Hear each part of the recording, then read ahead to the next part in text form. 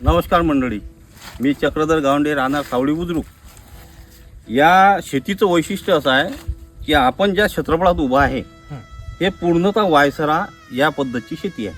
क्रिशामी organic केरोट याची बीज प्रक्रिया करून लावणी केली. या 1.5 महिन्यानंतर क्रिशामीच्या 10 kgच्या बॅगा सॉईल बूस्टर जी ह्या 2 डोजमध्ये प्रत्येकी 2-2 वापरलेल्या आहेत. हां, आणि आपल्या क्रिशामी ऑर्गॅनिकचीच फवारणी केली आहे. एक फवारा पेरणीपासून 2 ते 2.25 महिन्यात केला आहे आणि नंतर तिथून 1 महिन्यानं दुसरा फवारा केला. 35 गुंठ्यात मला ही 5.5 क्विंटल 2 वेचात आलेला आहे.